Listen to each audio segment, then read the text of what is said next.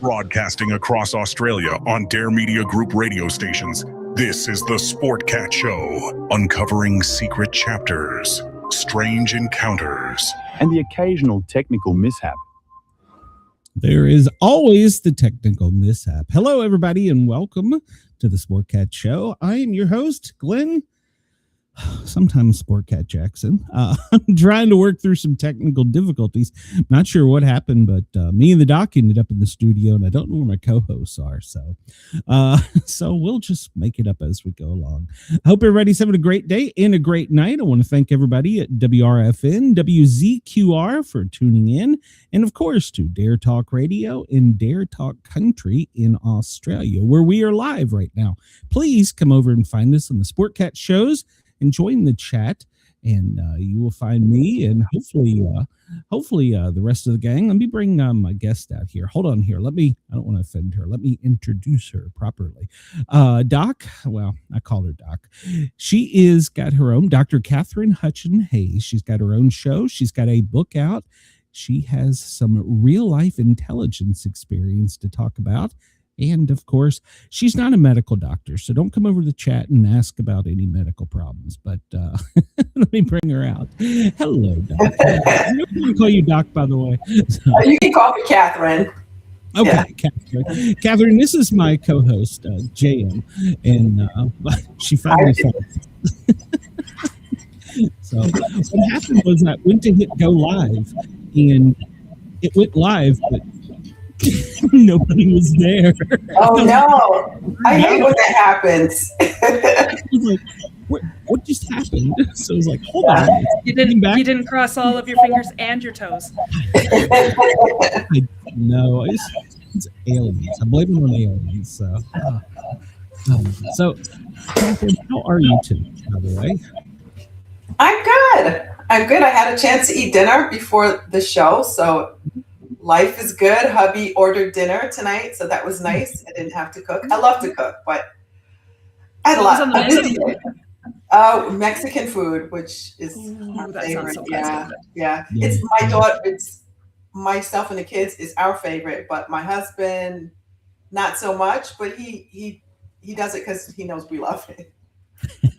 See, I do that with the wife with Chinese. She does crab ragoon and all. And I'm like, yeah, that's good. Smart man. What part of the world are you in, Katherine? I am in a town called St. John's. It's a suburb of a bigger city called Jacksonville in Florida. Yeah, I'm in Florida. Down there where the warm weather is. Okay. Yes. I mean, we were looking for the warm weather a couple of days ago, but we found it again. So I'm grateful for that. Yeah, that's because it came back up here. So you had to run out and do CPR on the iguanas. That was terrible. The dead iguana is so sad. Yeah. My son tried to do CPR on a ladybug one time. I'm like, I don't think it's going to work. Yeah. One of my kids, I think it was my daughter, she picked up a frog, and I mean, it didn't move, and so she started blowing in its mouth, and I'm like telling Beth, and I'm like, I don't think the frog's gonna be around. And a few minutes later, the frog hopped off, and I'm like, okay. Maybe she had really bad breath. He saved his life. I was okay, so It's just going to breathe that halitosis on me. I'm getting out of here. I was glad you didn't kiss it. Well, I wouldn't, the things kids do not surprise me. Oh, gosh. Yeah. So, well, Katherine, so tell us a little bit about yourself. I did a horrible job because you have such a resume of things of introducing you. You've got a degree in English. I'll let you talk. But you're a doctor. You have your doctorate, and you're an author, and you have your own show. And tell us all about yourself. Yeah. So, well, first off, I'm a mom and a wife first. My husband and I, we have his, hers, and ours. So we have 7 children between both of us. Only 4 have ever lived with us at one time, and I've only given birth to 3. We adopted 1 together, and we also had our daughter. But so that's a huge part of my life. And then the other part is my degrees. My undergrad is in English, and my master's is in education, and my doctorate is in educational leadership and supervision. So I spent quite a number of years in leadership. I was an assistant principal and a principal for much longer. But I segued into publishing several years ago, and I never went back. It was always just to test it out and to see if I would thrive, if I was going to like it. And I just ended up getting deeper and deeper into the publishing world, and I never went back. So I get my teacher's fix when I teach at conferences, I run workshops, I get to speak. I really enjoy that. It gives me that fix because I do miss academia. I'm a nerd. I would be in school my whole life if I could. I'm thinking about what other degree could I get? I'm toying with law, but that's just me. So, like, I was looking at all the things that you've done. Like, how are they all connected? How did you get from here to here? Yeah. Is there some main theme that's going through it, or is there calling? Or you said that you're kind of looking for something else to do. Is it still in a creative aspect? Yeah, I'm a creative at heart, and I absolutely love projects. I love project building, and because of that, I actually run a publishing company. I started a publishing company last year, and I run a podcast. It's called Murder, Mystery, and Mayhem Laced with Morality. I'd love to have you guys on. It's a separate conversation. And I love networking and connecting with people and connecting people together and building something. I love the concept of piercing through the dark with light. So everything I do, whether it's art, I'm an artist, and I love to cook. I'm a gourmet cook. I'm not a licensed chef or anything like that, but the things I do creatively are to love on people and to connect us. So I guess I don't know if it all has a common vein, but there it is. And I teach art virtually to middle and high school students in Guatemala. Oh gosh! Oh, wow! Can't get there. I'm assuming you do it online. You said you don't commute. I would love to commute. I do go to Guatemala usually at least once a year. And that relationship grew out of my husband working in Guatemala for several years. He works with DIA, which is like the CIA of the military, to just make a long story short, and spent many years all over the world. And that was one of the few places. That was the only place we could actually visit him when he was out of the country. Most places, there are usually no planes to go there, and it's just not a tourist spot.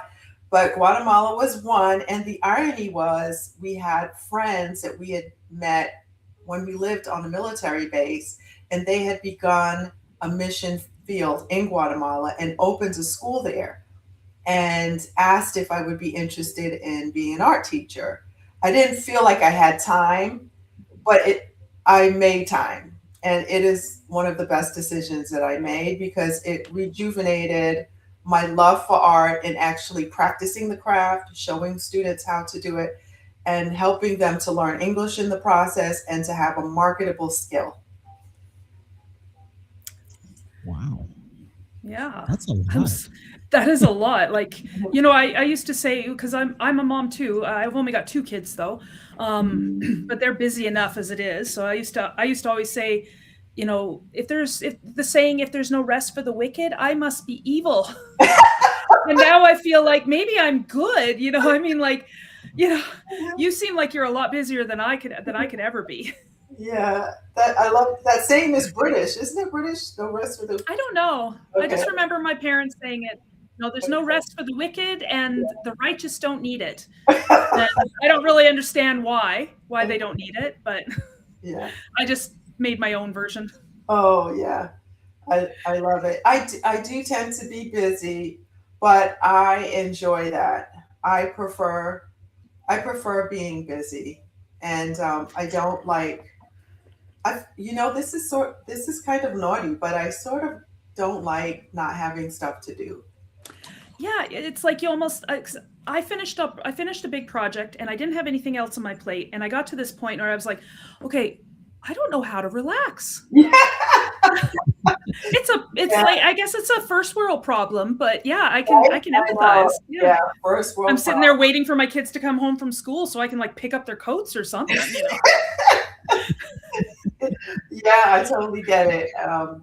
My family even had to put me in timeout and have a hard talk with me when we would do family night movies together, and I'm busy like sweeping and vacuuming, and they were like, "What is happening?" And I'm like, take away all the cleaning apparatuses. I feel like I don't want to feel like I'm wasting time. Like I could be multitasking. So, but a lot of women tend to be multitaskers because you have to. Yes. Mm-hmm. Yes. Yeah, we wear many hats as well. Yeah. Our guest last week, he wrote his book while commuting back and forth to his job. He read it into his phone, and then he had the phone, I guess, printed out or whatever, and then send it off to his publisher. He's like, I really can't stand sitting still. Like, how do you do that? That's crazy. This is a person after my own heart. You got to tell me who that is when this is all done. Yeah. He was it 10 hours a week, wasn't it, Jen? Yeah, sounds like it was. Yeah, it was like 10 hours a week because it was 2 hours a day. Yeah, 10 hours a week. That's right. I'm doing the math in my head. It was like 2, 4, 6, 8, 10. Yes, I use my fingers because I'm old. But you're right. I think it is a problem with the society today. We don't know how to slow down, or a lot of us don't, and we feel guilty or like we're supposed to be doing something else. And like you said, it's hard to find that balance. I was going to ask, what do you do on vacation? You go on cruises? And don't tell me you take your laptop. I do. Yeah. Well, now I play hard, but I work hard too. And actually, cruises are my family's go-to. It's our favorite way to travel. If you have a family, you'll figure that out. It's super cost effective, and there's so much to do. And if you and your hubby are trying to, recreate some romance and all of that, it's a great time to do it because you can throw those kids into childcare or, the kids club or teen club, whatever it is, and have some fun. But we as a family absolutely love to travel. And we have a major trip planned at least once a year with some other side trips. And I feel that travel is a great antidote to ignorance. When you get to go and see how other people live, go to other states where you live, go to other countries, continents, it helps for you to really have a frame of reference about what people experience. Agree. I've seen some authors when they're... No, I was just going to say I was a flight paramedic, and my eyes were open so much when I got to see outside. I mean, Canada, Bermuda, the South America, the sandbox. Yeah. And I was like happy before, living in my own little world until I discovered all this. Right. Yeah. Yeah. Go ahead, Joe. I'm sorry. Oh, I was going to say that I always envy those, there's authors that you hear about them going on location to like research for the next book that they're writing. And I'm like, I Google Maps it. It's not the same. I know. I get jealous about people like that. And I've interviewed authors who their publishers are paying them to do this, and I want to scratch their eyes out, and I know that's not godly, but I have to think about that. I have never had that opportunity. Who knows? Yeah, I was like, where do you sign up for that? Get paid to go on a trip to like research for something you're gonna sort of like a passion you're gonna come home and write. Yeah. Even as a flight medic, if we got lucky to stay overnight, we would be in and out. My passport, I couldn't tell you how many countries, and I got like 11 on my passport. What? Because we land, the ambulance comes to us, or we go to the hospital, unless and then you take off again. Unless we're staying to, because we've timed out or something. But it's crazy. I've been to Bermuda. I couldn't probably 200 times. And I don't have it stamped on my passport once. No. Oh no! What a waste. I know. Oh well, we did overnight there. We spent a week there because one of the pilots broke the jet or something, and so they had to accidentally. Yeah, it was cheaper to fly over a crew than it was to pay the people in Bermuda. Oh my goodness! Wow. But, yes, that's. Have you ever been tempted to, like, once you get there, like fake food poisoning or something, just so you get to stay for a couple days? No, they would leave me. Now you just get your own. You get a vacation and you get your own way home. But we're not these good places. Like our pilot broke the plane in like Red Deer, Manitoba, and it was -50. What? Not a good place to stay. So he landed the plane too hard, and apparently nitrogen, when it gets that cold, like shatters stuff if you bump it too hard. I would shatter. I shatter at that cold. Wow. So the only place open was a truck stop. Now, was that Celsius or Fahrenheit? That was Fahrenheit. Yep. We're stupid. We don't use the metrics. What are you talking about?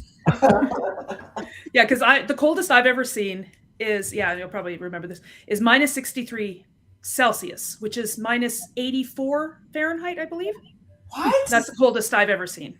People live in that? Where are you located? We don't, not voluntarily. We complain a lot. Yeah. Where do you live?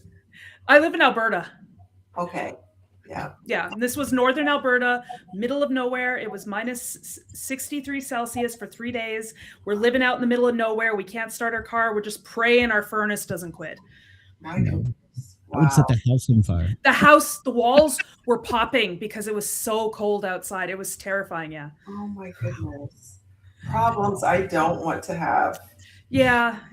I haven't seen that cold for a very long time. Wow. As I get older, I discover the things I don't like, and the cold is one of them. Shoveling driveways after a blizzard, that's something I don't like. I'm gonna when I get older, I'm going to move where this air doesn't get so cold it hurts your face. So what you get kids for? Is it to shovel the driveway? No. That's what my parents they're told trying me. to build a snowman, and I'm like, oh, come on, you guys, like, help me out here. Okay, fine, go inside. You're complaining and just sorry, got off track.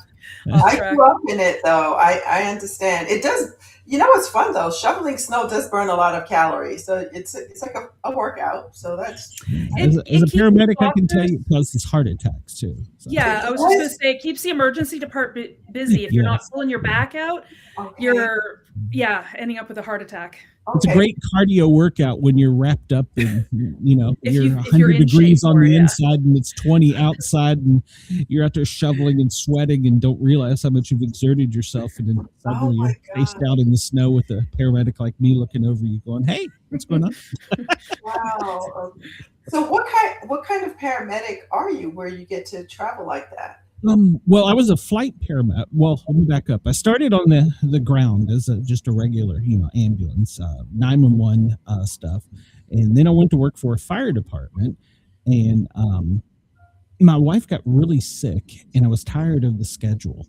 So when I was out at FMLA, I had been doing a lot of part-time. We would get on the Learjet, and they tell you pack warm, pack cold.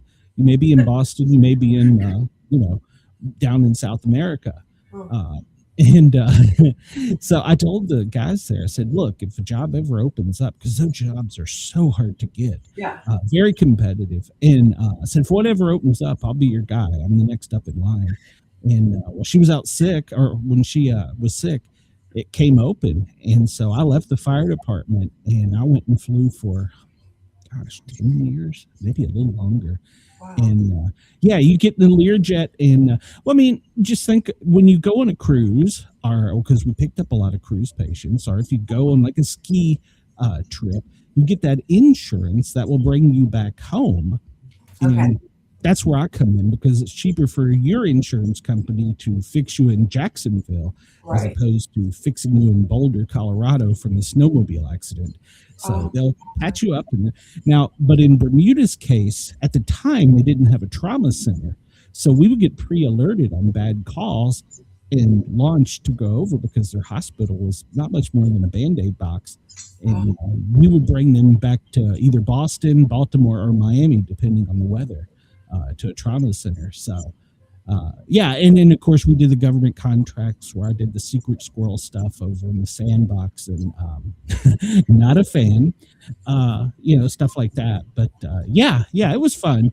I enjoyed it. I had to quit, though, because I developed a rare brain disease. Oh, no. From the altitude, going up and down all the time. I developed, you can have high blood pressure. You can have high intracranial or spinal fluid pressure. And my body wasn't regulating for whatever reason. So they clipped my wings and I went back to the fire department. And so. Wow. So now you're a paramedic for the fire department again? Well, I was, but I was attacked on duty by a pit bull. I worked in Atlanta, and I just got an exciting life. You didn't come to see me. But yeah, I was attacked on duty by a pit bull, and I went through, 3 surgeries and 18 months of rehab and therapy. And the department was like, yeah, no, we're not bringing you back on. You're done. And so. Yeah, so they put me out to pasture. So, I remember somebody, and I can't remember who said it, that if you ever want to be remembered after you're gone, either do something worth writing about or write something worth reading. And I think you're definitely got a history there that I'd be interested in reading. I told my wife, because I was severely depressed about this. And this is the thing with people in emergency services. We're adrenaline junkies, Yeah. He said, I was taken out by a damn dog. I'd have rather falling through the floor trying to rescue a baby, or rescuing the dog, or falling off a roof. I got taken out by a pit bull. Kind of boring. I didn't even get a reward. So. Oh, no. No, that's a real thing, though. My husband saw that in some of his colleagues. He would work with operators who are out in the field. He's a nerd that's in this little room, a little tiny closet looking room, operating the drones and telling people where to go, that kind of stuff. But he said the operators or some of the ops, some of your black ops kind of people, they are addicted to that adrenaline. And when they get back home, they just want to go back. Yeah, they can't readjust well. So it's a thing. What a famous quote from the movie Apocalypse Now. In the beginning of the movie, where Martin Sheen's lying there looking at the ceiling fan going round and round, he's having a flashback about being in Vietnam, and he says, I hate this. When I'm there, I want to be here, and when I'm here, I want to be there. Yeah. It is so true. Yes. A lot of people don't realize that. And all of your responders are broken anyhow, so we all have our own trauma. But I think anybody who works in hospital for any amount of time, they end up with either a dark sense of humor or they're a little bit broken. And I'm sure your husband's probably picked up a little bit of the dark sense of humor too. So. Oh yeah, but the sad part is I'm probably darker than him, and I don't know where that came from. I just think maybe. Sure. Well, my mom was a nurse. And she worked in Kings County Hospital in New York, in Brooklyn. And she actually worked at Kings County during the time when Son of Sam was taken in, and he was at her hospital.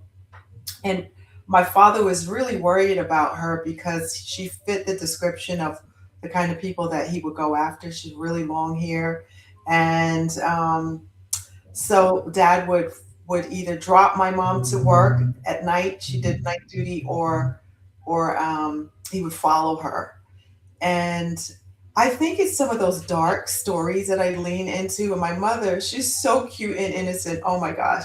She would come home and tell us all these stories that she'd tell us about Son of Sam. She'd tell us about the fact that they had to have guards and chains all over the garbage dumps because junkies were climbing in there to get the hypodermic needles and just the craziest things would happen in New York. One time, someone came in to get treated, and the doctor was like, "I think this person's been mauled by a lion." Sure enough, he had a lion in his apartment. I mean, just New York.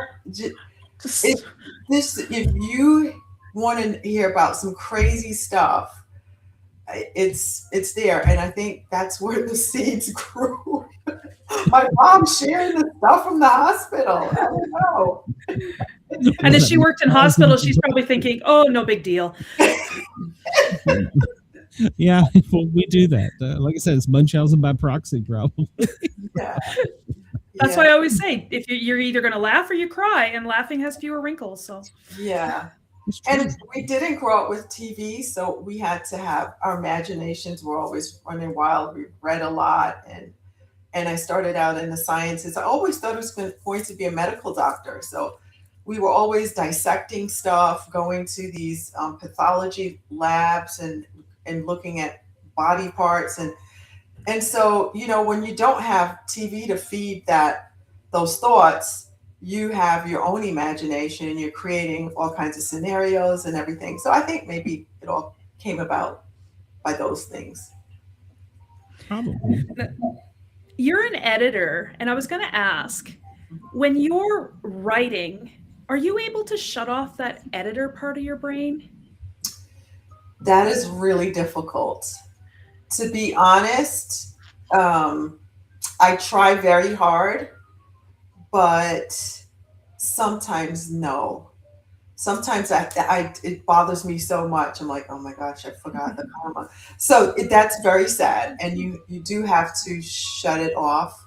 That's why I love hearing about the author who was speaking his book, because there's no way for you to be able to edit anything. Yeah. Yeah. He would just say the commas. I don't know. I don't know if they do that or if you just put them in afterwards and then you're editing afterwards. That's a good idea. Actually, this was before AI too, because AI now I've noticed, like, I'll be typing something and I'll be typing and look at the screen and I'll see it like correct automatically. I'm like, I didn't do that. So this was before that. So yeah. Yeah. If you're sending a text in your car, you have to say, happy birthday, exclamation point, I'll see you soon, smiley face. Yes. To a kid. I know spell checker isn't always your friend. I have dyslexia, so I don't see when there's multiple letters in a row sometimes. And I had an editor flag it. I went to have my character go out to assess the situation.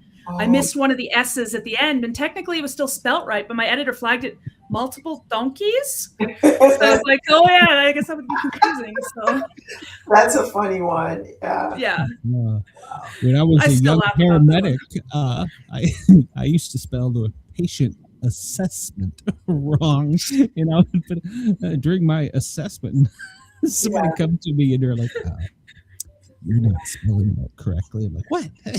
We had to write accession numbers, and we would shorten it and wonder if the IT guys are laughing when we shortened accession numbers, but we were spelling it wrong.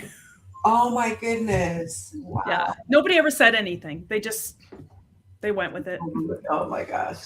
I used to be so subconscious, and then I saw a doctor writing, and they were like misspelling words, and I was like, that sentence is like 4 paragraphs. I was told that the reason doctors' writing is so messy is because they don't know how to spell half these words, and they don't want anybody to notice. Listen, I know that is probably a fact because I have done article editing for a number of doctors, and I have had to. I was like, how in the heck did they get through school? But clearly, spelling and grammar that was not many of their strengths.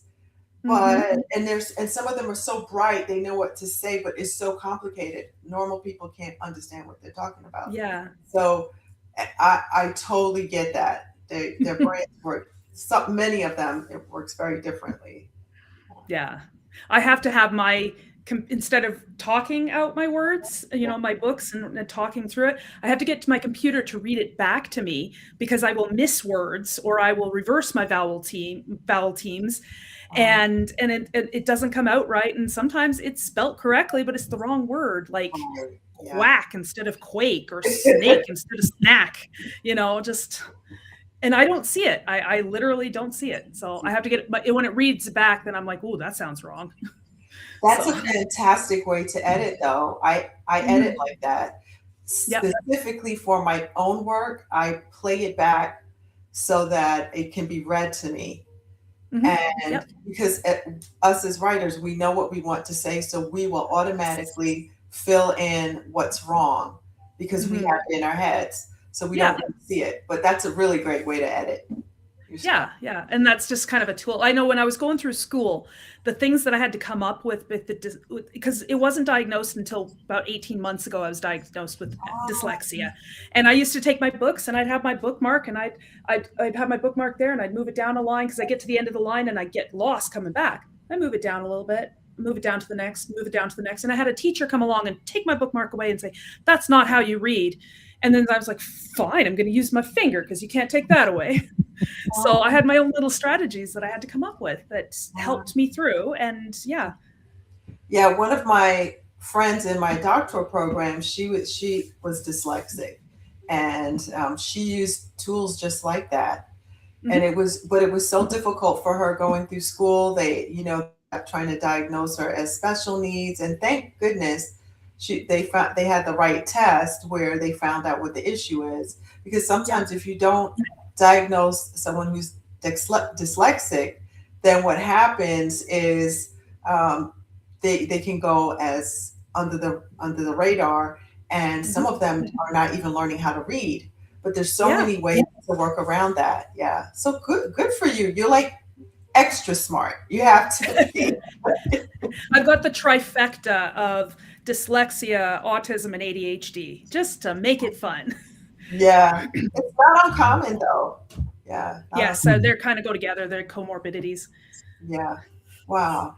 But you probably thrive at a few really good things. Like, what are you really good at? Visualizing. Okay. I could tell you almost every dog breed there is. It's kind of my special interest. But hyper focusing. I can forget the world exists. And but then there's a lot of things that I struggle with. Like, I can't not add up the numbers and license plates. I have to count my steps. I have to, I like even numbers, odd numbers. I don't like them. They're very uncomfortable. I've got to constantly doing something with my fingers. I can't have a clicky pen or I'll drive my husband crazy. Oh my goodness. Just different things like that. I mean, there's pluses and minuses, but you know what? I wouldn't change it for the world. Yes, I love that. I had one of our guests ask me, they said, I noticed that when you send emails, they're out in, what's the font? Comic Sans for, I can't remember. Yeah, the font? Yeah. And I was like, I just, it's more comfortable for me. And he's like, that's because of ADHD and dyslexia. Is it? Yeah. I like that. Okay. Apparently the way it puts it on the screen, it makes it harder for your brain to mix things up. I was like, wow. I didn't know that. I thought it was just cool. I didn't know that either. I have somebody ask me, I guess they were research because they work with special needs in school, and they said that because they know I'm on the spectrum, and they said, I'm going to ask you a question. Do you have a favorite utensil, like a spoon or a fork that you like? I was like, yes. Maybe not a favorite one specifically, but I like certain types of spoons with certain types of foods. I don't know. And she said that apparently that's something. So I don't know, girl. You and I I'm beginning to think about this. I have a lot in common with you. I would switch out the spoons. I'm obsessed with the right spoon for the right food, and I switch it out if my family sets the table wrong, and I'm like, no, I need the spoon for that. Yeah, Oh they my have to be in God. the right places. Yeah. I mean, I'm a guy. There's more than one spoon. there's many different kinds. Yeah. Someone is asking Or the right coffee mug. Like if you're attached to, I have to have that one. If I don't have that one, I do have a backup, but I like this one. It's going to be a good day if I get this. If I have this one clean. I need to be honest with my husband because lately he's been, bless his heart, he makes my coffee in the morning, and he doesn't even drink coffee, so he's a gem. But he's been putting it in this mug that I hate. I even hid it. And I need to just tell him that I like this one right now. I'm really into this one. Take the one you don't like and go, oops, oh crap. Drop it on the floor. Yeah, I'm too sentimental. A friend gave it to me and I can't bear to part with it. So, yeah. Oh. Chris in the comments asks, JM, what do you do with the license plate numbers when you get them totaled up? I don't really do anything. I just keep adding them up until I get a single number. And if it's an even number and I can divide it evenly. Now, when I say even number, you have to be able to split it without a remainder. So, I mean, 10 or 9 still works because you can divide it 3 ways. So there's no leftovers. I'm happy. They just feel good. But an odd number that you can't split that has a remainder or a leftover, I don't like them. And it run them right off the list. Yeah, I'm like, it affects my mood. Wow, that is deep. Yeah. And then I count the next one and I moved on. Oh, man. Well, Katherine, I want to make sure you get time in here to talk about your book because I'm fascinated by it. I grew up in the Washington, D.C. area, and so Inner Beltway. I always liked that thriller, spy stuff, secret squirrel stuff. Yeah. So tell us a little bit about your book. I have a suspicion, knowing your husband's a nerd, that you might have got some stuff from him. So you're onto something, sir. You really are. Yeah. Yeah, that book was do you have some that's hilarious? No, I'm usually doing this when I'm walking. I'm not driving and adding at the same time. So that book was actually birthed out of a complete fluke. I had interest from a publisher who had paired me with an editor, and I was trying to prepare this book for publication, and the editor said, let's back up. I want to know more about you, and what about your husband, your family, your education? And then they asked, why are you writing this particular book? And I thought, I like the premise. And they said, well, I love the premise, but it could be applied to something else. Well, have you ever thought about writing about what your husband does? And I was like, no, I don't, because so many things that he does is covert. So I asked him if would I be able to do it without him getting into trouble? And he said, as long as you completely change the place and time, it can be no resemblance of anything that I'm working with or have done. And so I did that. And it was the best thing I could have done. I wrote a brand new book in 10 months. Oh, wow. And it gave me a newfound respect for what he did. And it also gave me access to a lot of people that he works with that you might not normally, we don't just normally just walk up to the FBI and the agents and just knock on the door and be like, hey, can I talk to, I don't know, Johnny? His name is out on the kiosk. It doesn't work like that. But I had phone numbers of people, like we were friends, and I was like, oh, such and such, that's what they do, so I can ask them about this. So the things I write about is with tremendous accuracy. I love deep research, and I never want my reader to be turned off and say, oh, that is not real. It could have never happened. I want it to be something where someone who is in the CIA or the FBI or DIA or the military, they could read that and say, now that's accurate. She did her homework. That's very pleasing to me. So that's how that book came about.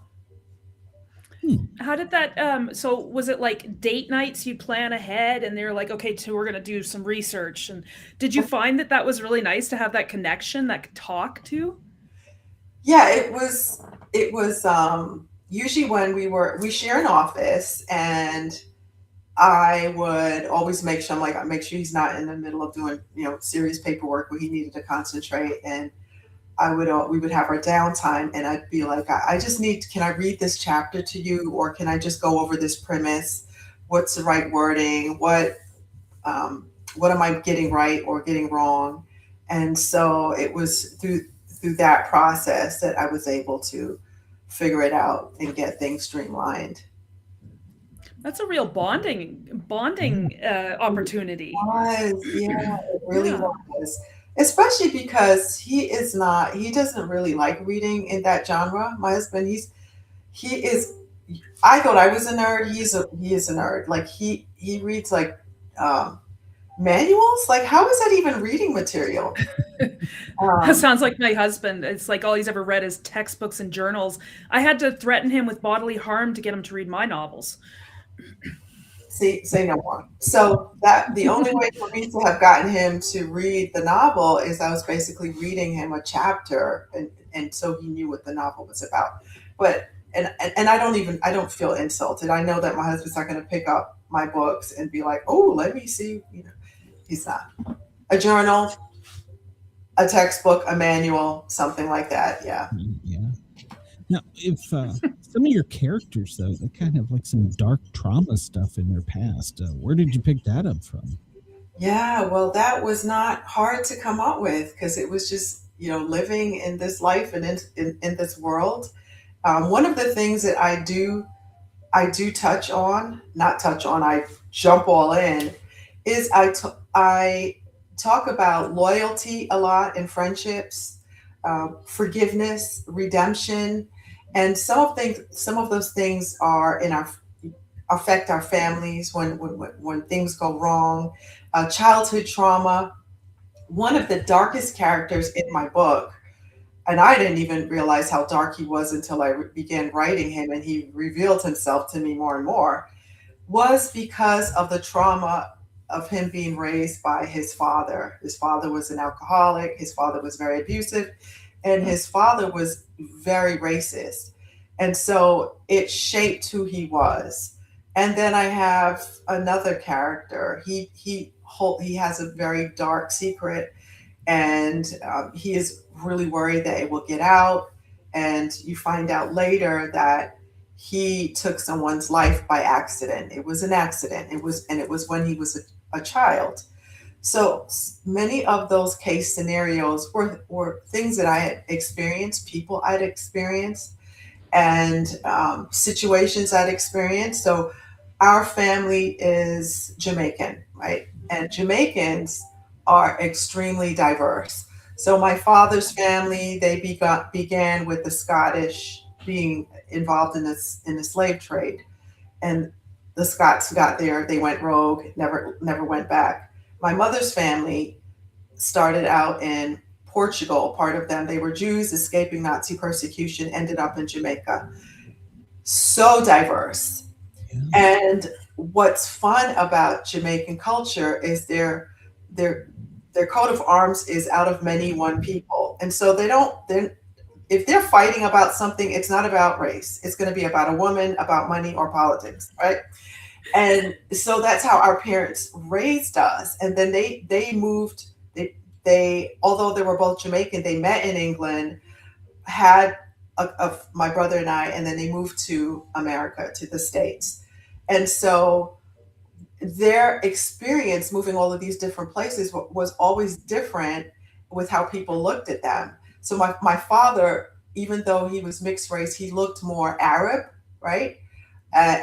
Because he had olive skin, green eyes. My mother, she was racially ambiguous. So my sister and I, we came out looking like my sister and I look very similar. So you see us and we are a person of color. The people would think that we're African American. That's hilarious to a Jamaican because they don't know how it names what they are or who they are. And then my brother, he came out looking really racially ambiguous. So he had issues. We saw him having issues with Blacks children, and he was bullied horrifically because of how he looked.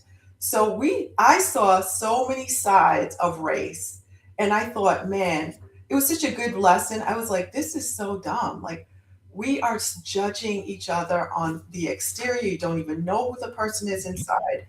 And yet we are making all of these assumptions and hating somebody for what's on the outside.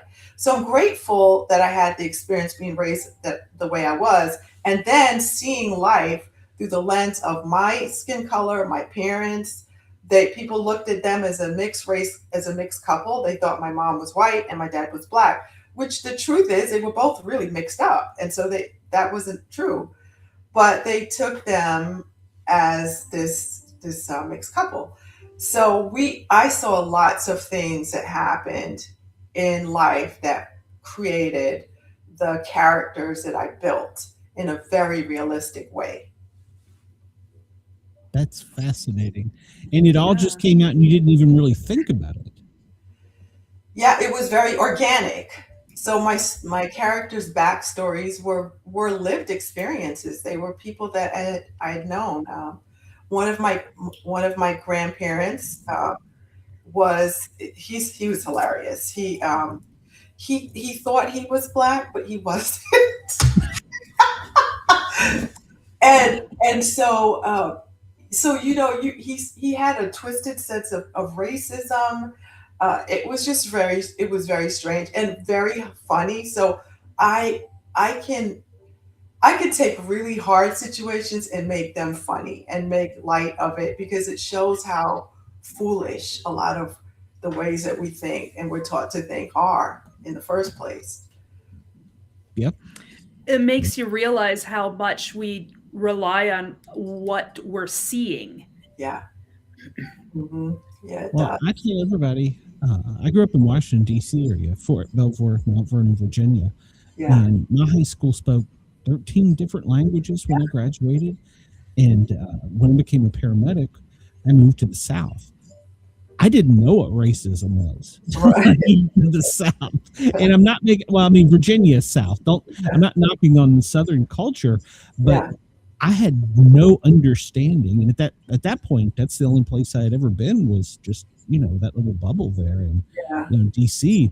And if you've spent time in DC, it's a big mixing pot. There's everybody and everything. Absolutely. Yeah. A great place to be raised, because you get to experience culture, different food. All the restaurants and the food in DC is amazing. That whole area, Maryland, Baltimore, you get to go to all those places and experience all the people and culture in a very short distance. That was a fantastic way to grow up. Yeah. Within 25 miles, I had like the best library in the world and all the greatest museums. You take it for granted, growing up, being there. Yeah. And a lot of people, I was probably 10, 12, 14. I'd catch the subway and we'd go over to DC and we'd spend the day. Right. Twice. And I wouldn't let my kids do it today. No. I think about how I traveled on the bus and the subway in New York.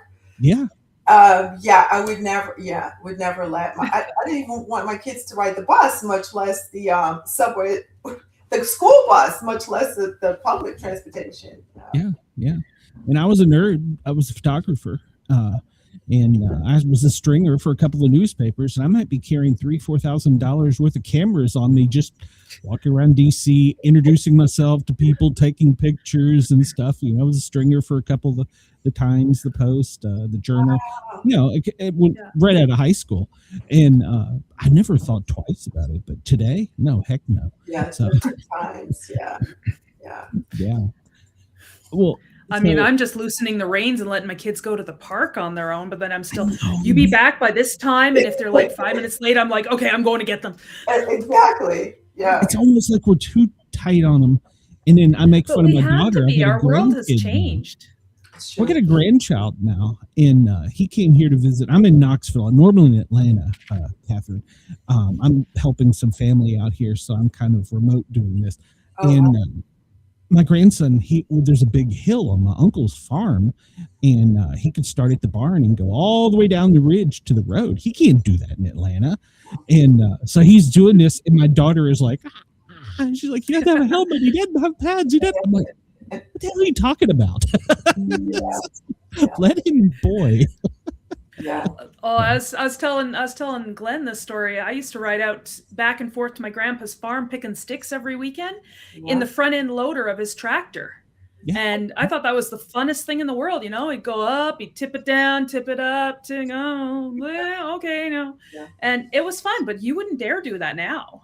No. I love the farm life. There's something so wholesome about it. My grandparents had a farm, and that farm is still in the family. We have cousins that live on that land now, but I grew up going to stay with them and to experience that.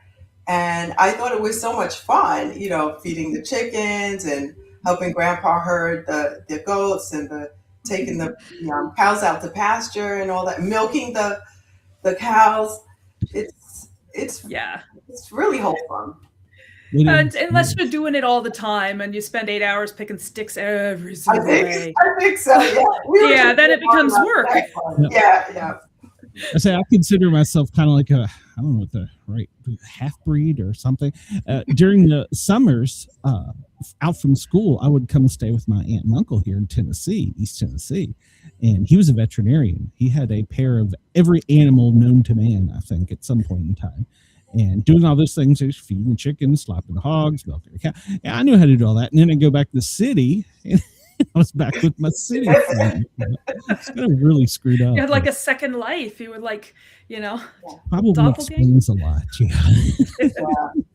And you learn a lot about work ethic. The farm. If you don't get up and do the work, those you don't get not to grow. Yeah, you're not going to eat. So you understood that. I learned that pigs eat anything. Oh my gosh, it's a good novel. I actually remember you can bury a body that way. So yeah.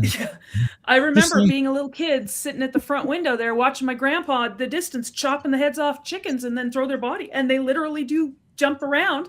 We try to find the heads after, and they were gone because he'd fed them to the pigs and didn't tell us. You see, you could anything you want gone, feed it to the pigs. Yeah. They literally would eat anything. To be fair, if you grew up around the ocean, you could put anything in a crab trap, then a crab would eat it all too. So to be fair, they're not the only. Okay. That's where goats I heard will eat anything. I watched you go eat the laundry off the clothing line. I've go eat a tin can. Yeah. Yep. My grandma pulled a blanket out of its mouth, and it was like, ugh. And I was just like, why did it eat the blanket? Yeah. Didn't even chew it. Goats are crazy. Absolutely. Yeah. Well, we have sidetracked so far. Yeah, I know. We're talking about goats. Before we let you get out of here, we always have one question we ask our guests, because we started off as a paranormal show, and then, well, as you can tell, we kind of wander all over.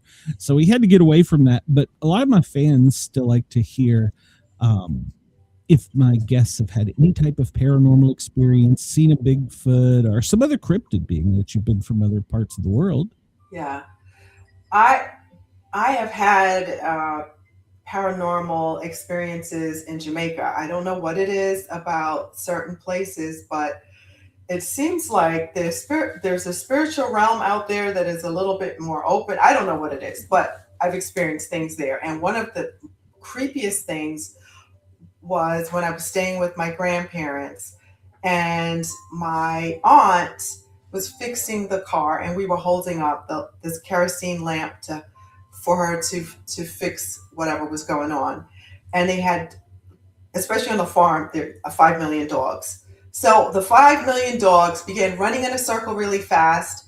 And my brother and I are holding up these lamps, and we're looking at the dogs, and they stop and they howl. And I was like, that sounded like a word. And then, we went back, and they did it again. More dogs joined this time. They were running in a perfect circle, and they all stopped and looked at my brother, and they were like, Andrew, just like that. And we were like, we heard that. And we told my aunt. She goes, you're crazy, in her Jamaican accent. And we're like, okay, the next time they do that, I want you to really listen. They did it a third time. All the dogs now, and they all howled at the same time. Andrew, she's like, Lord God, run! So she dropped all her tools. Lord God is like a Jamaican, exclamation. come pick me, which is a word for kids. And we had to run after. We were like chasing. We're like, well, thanks a lot, Auntie. Like bolted the doors. It's like, was she outpacing though? Huh? Was she outpacing you? She outpaced us for sure. She took those steps like 5 at a time. That was really creepy. Yeah. There's a lot more, but we're out of time. Yeah. Can I invite you back? Would you like to come back? Because I've had a blast just chatting with you. Yeah. Before we get, and we are live in Australia, in case I didn't tell you. If you have any thing you want to shout out, I obviously want you to tell everybody where they can find your stuff, especially for our listeners in Australia, because like I said, we're live there now. And then I will post the information, the show notes later in case anybody isn't writing it down, ready to go. Yeah, I love my Australian brother and sisters. I meet several of them at a conference each year. And so, yes, I would love to connect at my website. Super easy. It's just my name. It's Dr. Katherine, Katherine, Hayes, HAYES.com. And there you can connect with me with all the things. You can see where the podcast is. You can see the publishing company, all the fun books that our authors are coming out with. And you can see what I'm up to and what I'm writing. So I would love to connect with you. Awesome. Australia, I love you. I can't wait to come out and visit you guys. Yeah, they are a special area to be in, and I can't wait. I keep joking with the fans. I'm like, all right, you guys just need to start a GoFundMe so you can get me out there. All right. Well, please come back and see us. And if you ever have any other authors that you want to get out there, just hit me up. You know where I'm at. So. Oh, I love that. Thank you. Yeah, Chris in the chat, he says you definitely need to come back. He didn't get his one question into you. He usually gets in a question for everyone. Oh, okay. Yes. So just been mesmerizing. Wonderful meeting you guys. Thank you. I enjoyed my time very much. I did too. And it went like that. Yes. Well, time flies when you're having fun. Yes, it That's does. what they say. Great minds. I'm surrounded by beautiful women, so I'm doing well. So, amen. All right, Katherine. Have a wonderful night. Come back and see us real soon. I'll shoot you a message, and we'll catch you soon. All right. Bye now. Bye. She was amazing. So, oh yes. Let me push a button here to keep us legal in Australia. I want to remind everybody we have a second guest coming right up. Broadcasting across Australia on Dare Media Group radio stations, this is the Sportcat Show, uncovering secret chapters, strange encounters, and the occasional technical mishap. That's right. Welcome back to the Sportcat Show, formerly the Paranormal Guys. As always, we have two guests when we come on every Wednesday night live at 9 o'clock. We are live in Australia, and we're on tape delay in WRFN in Pine Island, Florida.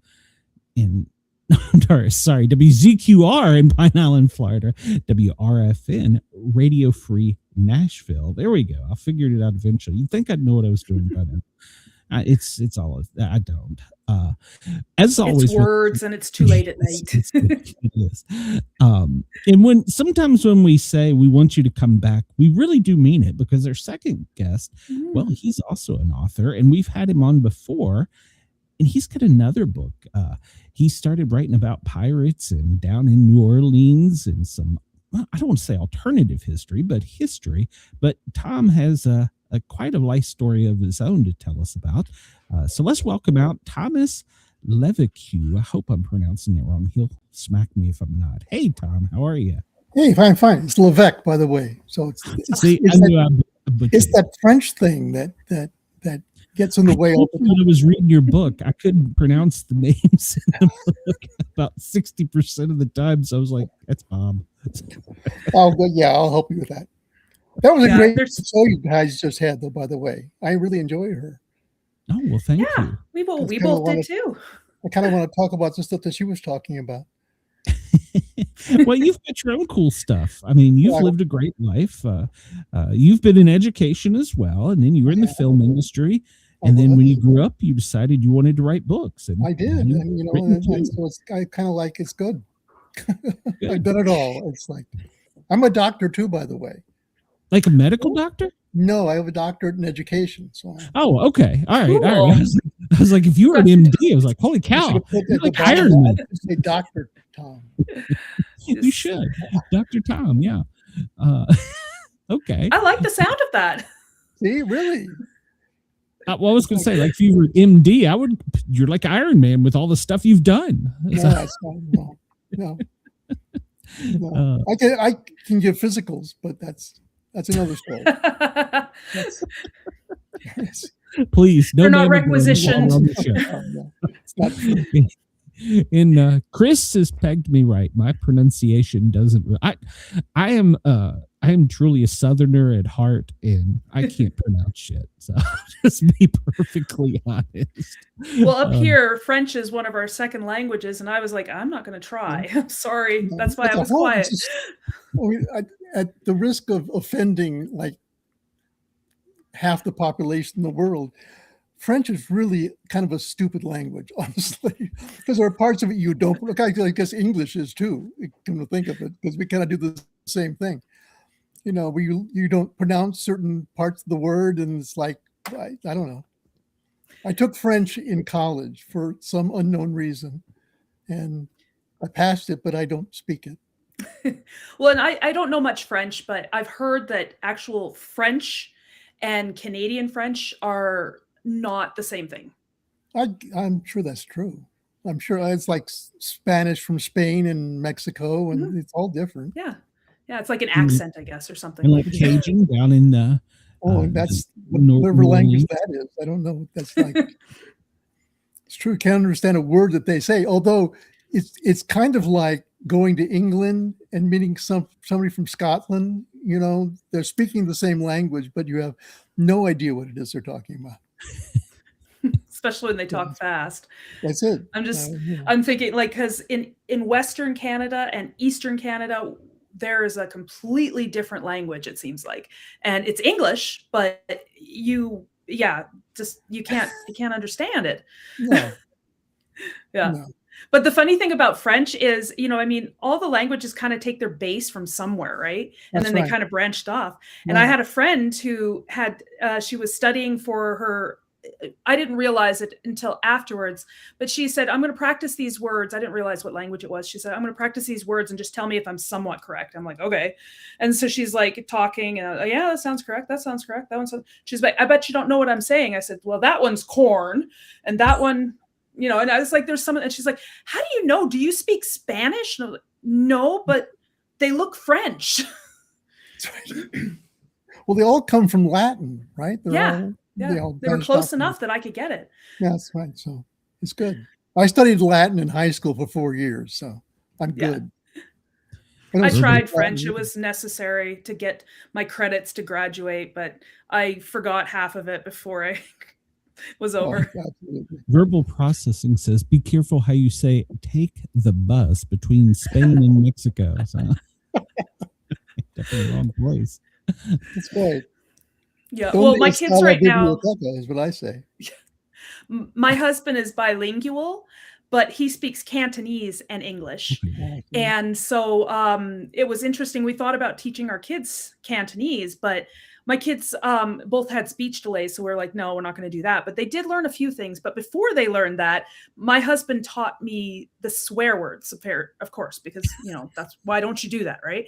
Well, my son accidentally, my husband was watching them, and my son got poked in the eye with a butter knife. It was along the eyelid, so he was fine. But here's my little 2-year-old going on, Morgan, poke eye, Morgan, poke eye. And we're sitting there laughing our heads off because poke eye is F you in Cantonese. I just taught a bunch of people a new swear word. We're just like, it was very fitting. That's good. When I was my first job as a assistant principal, I was at a language magnet school, and we had Spanish, French, Japanese, and Chinese, and we had this student who was not doing well in any of the schoolwork that we were doing. Was part of the language magnet. and was taking Japanese with the Japanese class. And so we had this big meeting about what we were going to do. And the team kind of came to the consensus that probably it would have been a wise move to move the child out of Japanese, out of the magnet, and put him in the regular school, because, adding Japanese into the equation probably wasn't the best idea. And the mother objected to that because he was doing better in Japanese than he was in speaking English. So anyway. Catching up in the chat here. I'm not even going to pronounce Coger el Autobus means something very different in Mexico. And I'm not probably. Can we find out what it is? So. Yeah, you've got to explain. You can't just drop something on us and have us not know. And then now we're left hanging. Galaxy says definitely using that in the future. Obviously, you're. We don't want to get into trouble. Like next time I'm in Mexico. Yeah. I always take the bus in Mexico. Always. Yeah. Whenever I was in South America, we hedged handlers, is what they called them. So they put us as handlers. So, let me explain how they drive down in South America. Anywhere south of Texas, they apparently strap a seatbelt on and light a rocket under their ass. And there's no brakes. It's a combination of hand gestures and horns. So and a little prayer. That's for the back seat. That's the passenger in the back seat. That's it. Yeah, you're the one praying. That's it. Yeah. We come out of somewhere in South America, and there was two Suburbans, but they could only sit two people in each one. So the co-pilot and pilot jumped into one, and me and Pat, my nurse, are looking at each other like, well, we'll go in this one. And then when we pulled out, we went in opposite directions. And I'm sitting there just like, I think we may have just been kidnapped. Do you know how to get in touch with the State Department? And we're going through, this car is going through traffic. Turns out they were racing to get to the same place against each other. They were friends, obviously. And they're like, oh, if I go around this way, I get there better. He's like, nah, you can do it this way. So we were the victims. The unlucky passengers who were along for the ride. Yeah, I was seriously trying to Google the State Department. I was like, here, we're never going to be seen while again. You were riding, it's like, holding on for dear life while I'm texting. When you're doing that, you can only get the thumb going when you got one hand. Well, we were before. Yeah. But, okay. Well, Tom, so your first book was Jolly Roger. And great book. I read them out of order. So anybody that's going to buy your books and read them, they need to get Jolly Roger, and then they need to get your second book, because I learned so much more in the first book than I did in the second book. Yeah. But, I mean, you were character building, and that's what you were trying to do, and you got a series. So I just read them out of order because I was afraid I'd run out of time and not have time to have read them before we had. They're standalone, but you're right. You get a lot more character stuff. Understanding the characters a lot more reading Jolly Roger before Pirates Alley. Yeah, because in my head, I totally pictured a couple of characters different than what you described them. And I was like, no, that doesn't fit. That's not right. That's not right. Well, I had this realization, I was thinking about, because I had a big background with screenplays, working with screenplays. And I thought, the difference between a screenplay and a novel is that with a screenplay, you always write knowing you're writing in collaboration with somebody, right? You're writing it, and you know that a director is going to be directing it. You know that an actor is going to be playing these roles, right? So you're always writing with that knowledge of your writing in collaboration, where you don't do that in a novel. And then I went, you know what? That's not true. When you write a novel, you're writing in collaboration with every single person who reads it, because, like you said, Glenn, when you read it, you had a visual image of the way characters talk and the way they look and the way they act, which is totally different from my viewpoint of how I thought about the character. And so you're really writing in collaboration with everybody who reads the book, which is really kind of neat. It is. I never thought it's not the same book. With a novel too. I mean, with a screenplay, you have to show everything. But with a novel, you get to go into the characters' heads. You get to see things from their eyes, and you can't really do that. No, yeah, you're right. You're right. And I explore that, whether or not it's any good. I don't know. Whether or not people like that part of it, I don't know, but I enjoy it a lot. Yeah. Well, I think when we're reading, and I think that that's one thing that appeals to readers, is that when you're reading about this person and the writer is seeing it through their eyes, the reader is also seeing this world through their eyes as well. And it feels like you are a part of this character along for the ride, Right. like a passenger on a motorcycle that's weaving through traffic. Yeah. Right. Yeah, Yeah, exactly. Yeah, and like I said, I never thought of it that way, but it did make it. I mean, it didn't make it any less enjoyable, but yeah, it did make me think about, like you just said. Yeah, I never thought of it. Yeah, I mean, because you don't just see things too; you feel what they're feeling as well, Absolutely. because you feel like you're in that moment. You put everything you read into the book, your Yeah. feelings and whatever your emotions you're feeling, you put that in the book. And so it's a different experience for everybody.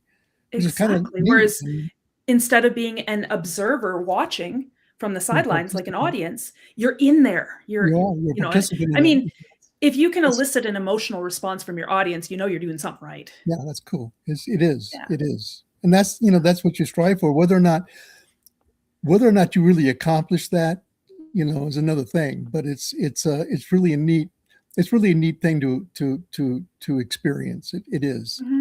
The other thing that's really interesting to me is the way characters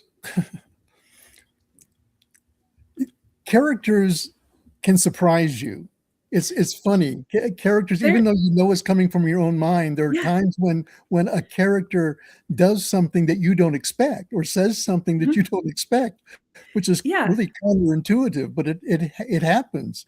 I don't know if you remember, Glenn. There's a scene at the beginning of Jolly Roger where James is in Café du Monde in New Orleans, and he has beignets and coffee, and they bring it, and he reaches into his inside pocket and takes out a flask and pours steamed syrup. And I didn't write that. James just did that. It was like I was sitting there and I just saw him do that, and as I was writing it, and it was really an interesting experience because that was not premeditated. I didn't think about that. That's just what I saw him do, and I just wrote it down. There's sometimes there's situations, like I've experienced this, and I'm sure you can attest to this, where I put my characters in situations not knowing how they're going to get out, and then just stand back and let them figure it out. And it's like they're alive. They take it. Yeah. And I've had arguments with my characters, like, get back here. That's not where you're supposed to go. Well, that's what one of the comments in the chat just said. Several authors I know talk about arguing with their characters in their head. Yeah, I wouldn't recommend doing it out loud, because then it just, especially not in public. Yeah, you can't do that. I had somebody ask me, and so I'm going to pose you the same question. It's like, how do you work out dialogue? Do you like talk the parts, or do you hear it in your head?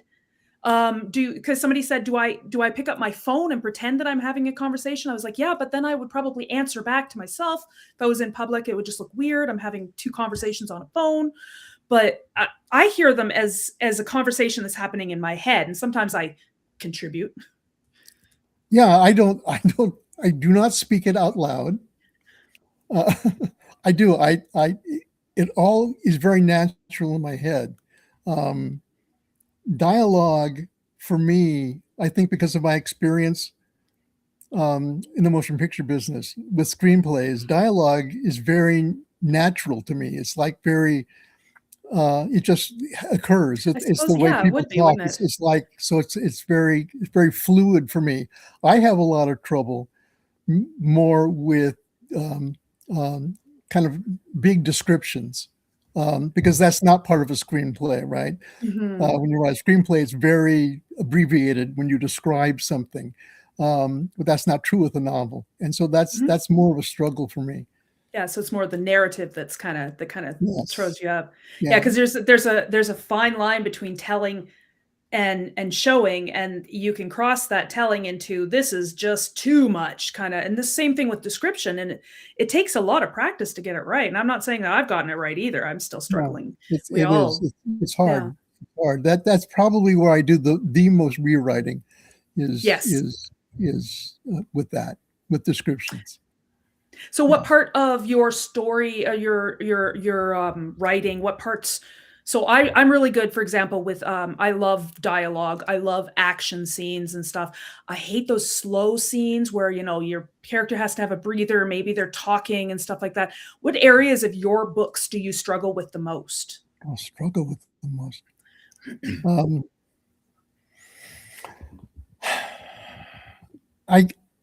I guess I would have to really talk about describing things and really focusing on getting across a sense of where you are and who the characters are in description.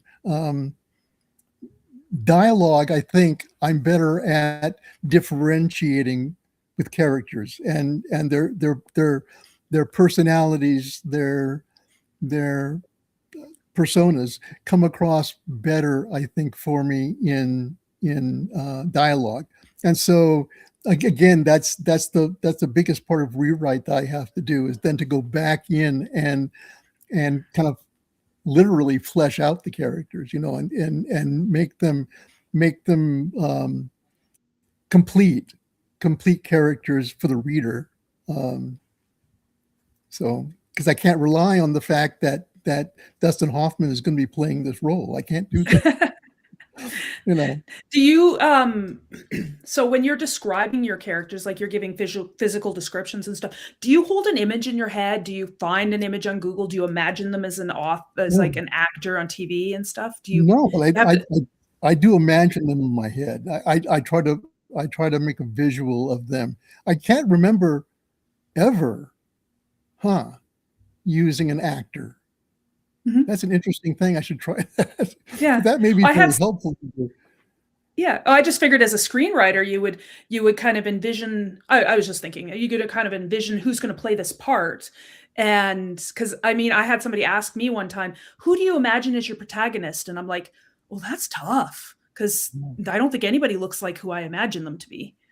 No, there's always the hope that someone is going to decide to make this into a Netflix thing, and so you think about who's going to play the two lead characters, and I go back and forth about who I think could do it, and it's like, I don't know, it's like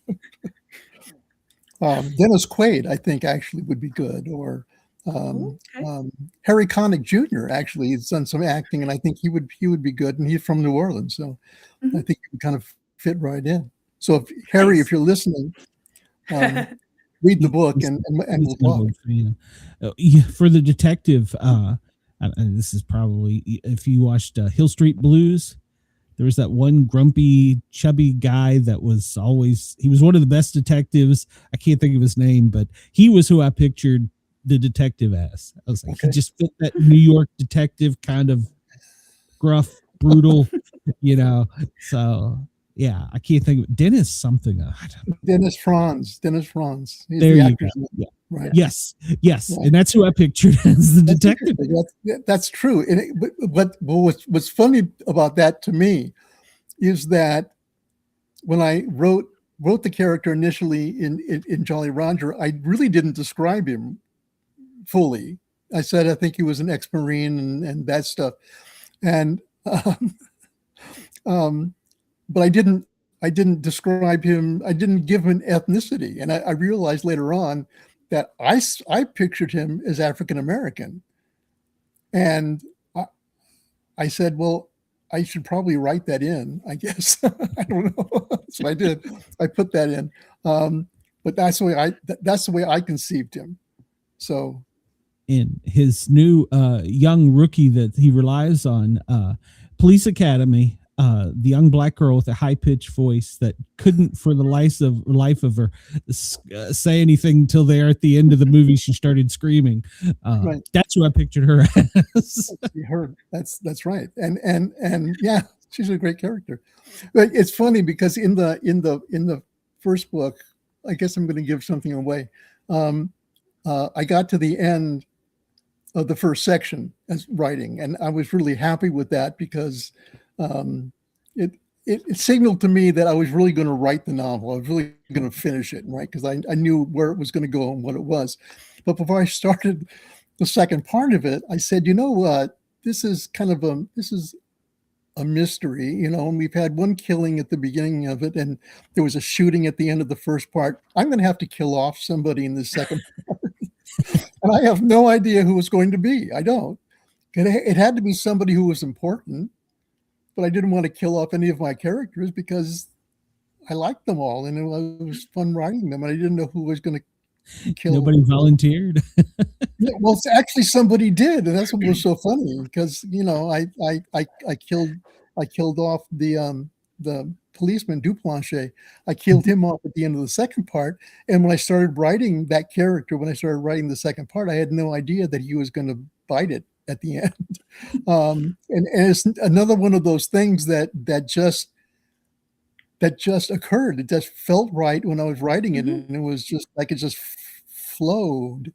It just went there. It just went, and it was good. And I think it's a good scene. I like it. I don't know how you felt about it, but I like that a lot. As an emergency responder, you did it well. Oh, thank you. I know I was writing, and I've got this character that I love, and I'm writing this, and I'm thinking in my head, I was like, I know this character has to die. And I don't want them to. And I'm trying not to write it in there. And it just has to because it keeps going that direction. And then I'm just, you got to grieve. You do. So you're the one that's doing it too. Yeah, absolutely. I still miss Officer Duplanche. Honestly, I do. Although I like Thibodeau a lot. I think she's really good. And she's a fun character to write. The whole bit about her grandmother. Voodoo and all. I didn't see that coming. Yeah, I didn't see that coming at all. That was just and that's another thing that she said it, and it was like, well, of course, makes sense. Where did you learn about voodoo, though? I just Google. I just there. It's so learn Google. It's really funny. It's like I just went. I was doing this, and the stories go through such changes in your mind before you start writing them and trying to figure out what you're going to do. There's a whole Adrian Gray as an example. That character, in an initial thought that I had before I started writing Pirates Alley, was that she was going to be the one who was the descendant of the voodoo queen, and she was going to be that character, and I decided not to do that. That her character was better with what I did with her, but I didn't have anybody who represented voodoo who had that connection. And then Officer Thibodeau volunteered that information, and that was really cool. I thanked her a lot for that. It's very neat. Yeah, it was. Yeah. It was good. So when you're sorry, go ahead, Gina. I was just going to say, when you're building these characters, are you thinking about their past, their motivations, their personality traits? Are you doing all that, or do they just sort of organically develop? It depends, really, because I sat down when I was beginning. I sat down with the major characters when I was going to write it, James and John Chretien, and I really had an idea of who they were, and who they were to become. Right? Because I really wanted to play with this idea that they ran away from Louisiana. They wanted to put Louisiana behind them, and they became these other people. But it's when they come back that they revert, right?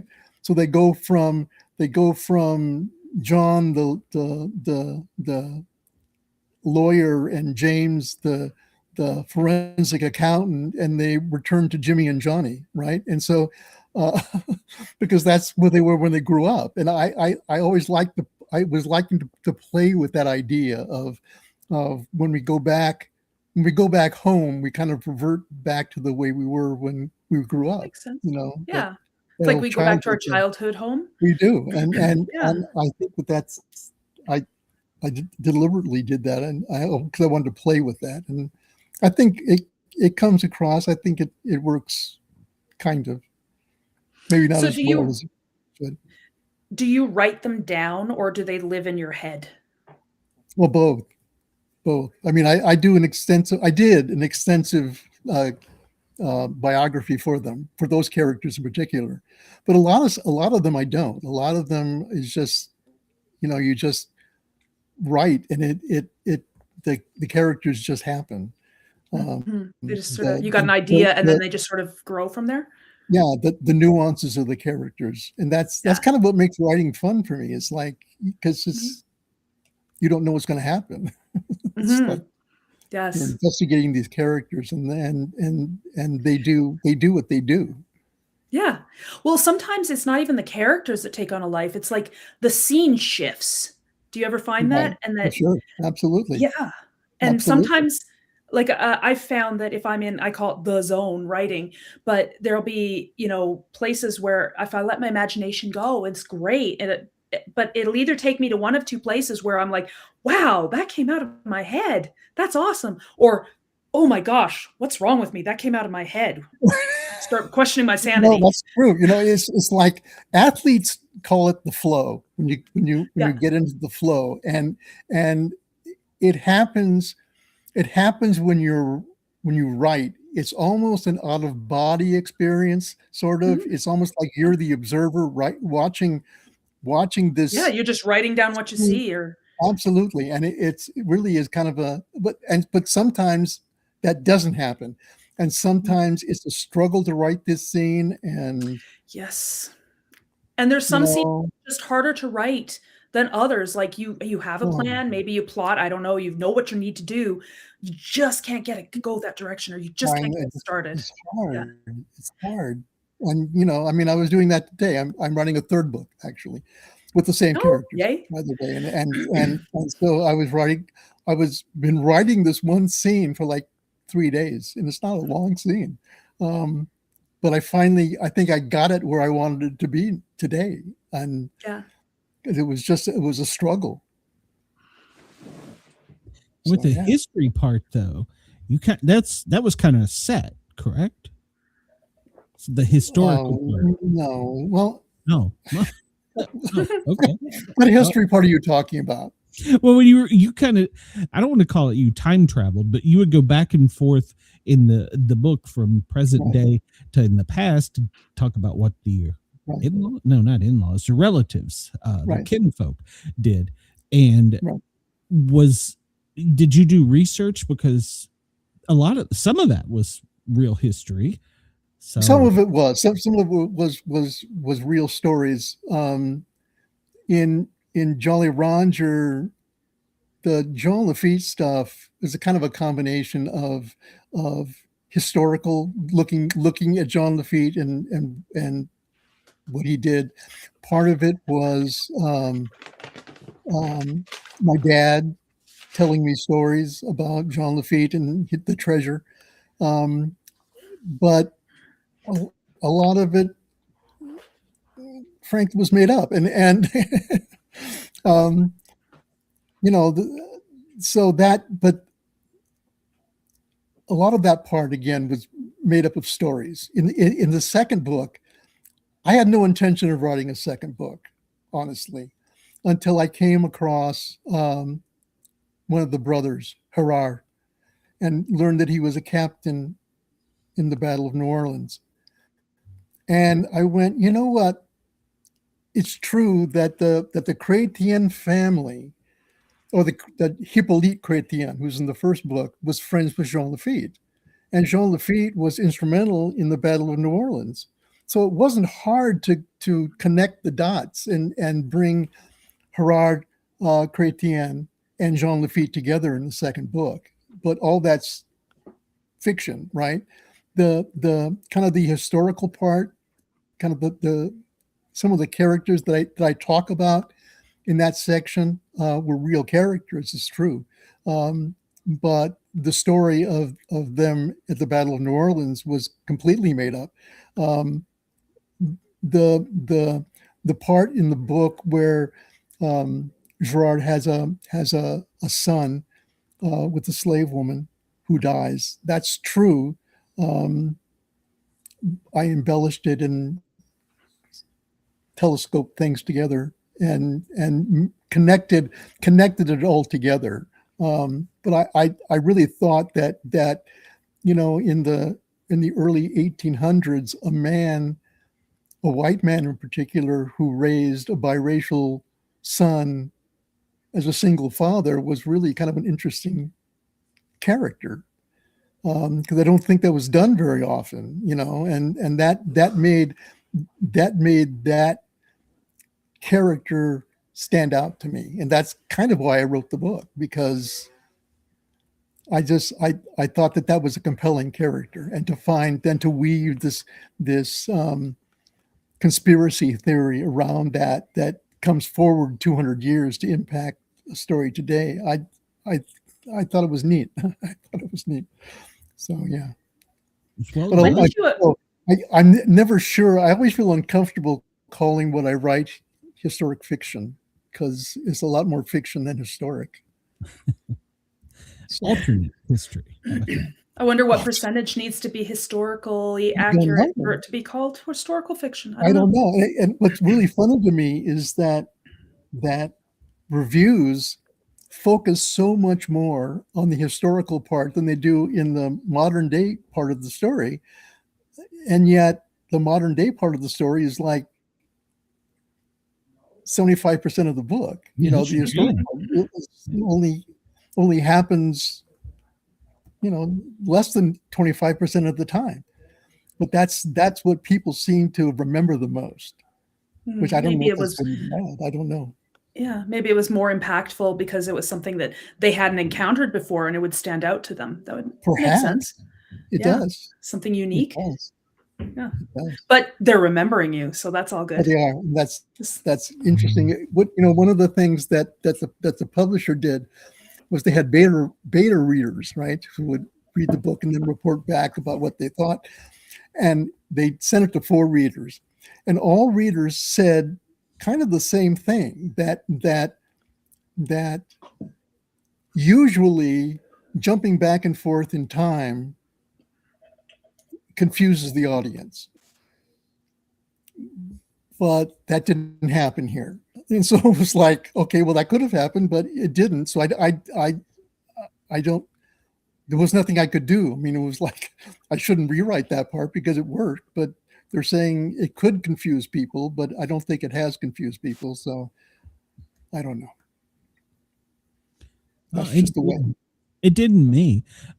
Like I said, the hardest part for me was some of the pronunciations of the names, and so I just made up my own. You just made up your own. That's well, there were too many vowels and consonants, and I struggled with that. So. It's like there are some things I don't. There are some places that I have no idea how they are pronounced. I don't use them in the book, but named are really interesting. To me, one of the best is a character. I don't have a character by this name, but a person by the name of Hébert. Well, Hébert is spelled Herbert, so it's Herbert, but it's pronounced Hébert. And so there are a lot of people in Louisiana, a lot of Cajuns named Hébert, and you would have no idea that it's just Herbert. You spent a lot of time down there, though, didn't you? No, not really. I mean, I grew up in Southern California. My dad lived there. My dad was born in 1909 and lived in Lake Charles and grew up there and moved to Los Angeles around 1940. And so I grew up in California, and we would go and visit, occasionally. We didn't go every year. We went every 3-4 years. So I didn't spend a lot of time in Louisiana, but but Lake Charles in particular became kind of a mythical place to me, because it was always so much fun to go there, because we would go there and we would go fishing and we'd go crabbing, and the relatives were just hysterical people. It was just always so much fun. And as you can tell from the incidents in the book, so much of what I remember about that time was my grandfather's screened-in porch back, and sitting on the screened-in porch having coffee. I from the time I was little and was there. I mean, I'm not really little, but I'm talking about 7, 8 years old and going to visit. My grandfather was still working, right? And so when we were there, he worked for the parish, it was the county in Louisiana, that's what they called them, and he was the tax assessor. So he would get up every morning and he would go into the kitchen and he would make coffee in his little French drip coffee pot, and you pour the water through, and then he would go out on the back porch and have a cup of coffee. Well, at 7 years old, I'd wait for my grandfather to wake up, so I could go with him into the kitchen and watch him make the coffee and go onto the back porch and have coffee, because they always made coffee, coffee au lait, mostly milk. And so that idea of sitting on the back porch and talking and sharing time was something that was so special to me. And I write about that in the book a lot, I think. Maybe too much, I'm not sure. No, it's Southern. They're always having coffee on the back porch, and that's the way I visualize it. It's like that's the way it is. Yeah, so you're writing what you know. Yeah, it is. Yeah, it is, and it was always so comfortable. The family was so great, and it was just fabulous. Yeah, it's a Southern thing. You sit on the porch. Chris writes, my sister just moved to Baton Rouge and works in a hospital now. I was calling a patient Herbert the other day, and nobody come up to her. I laughed because I knew Bobby Hebert when he was the Saints football player. Well, for a long time, I had no idea that Hebert was Herbert. I didn't. So I would see the name Herbert, I thought it was Herbert, and then I would hear the name Hebert, and was like, I didn't know they were the same people. Well, I can tell you, being a paramedic in inner city Atlanta, I heard a lot of different names, and one of them was Ladasha. And I had to ask, how do you spell that? I have no clue. And I was trying to be, and she starts Lash. The dash is not beside. My wife had a child named Ladash in her class. Is that a line? Is that a... No? Absolutely. Well, that's what teachers do. Teachers get together and talk about the funny names that the students have. Paramedics do too. Yeah, well, I had one name, and I had never seen this name spelled out. I'd heard this name, but I had never seen it spelled out, and I was like, Felicia, and it's Felicia.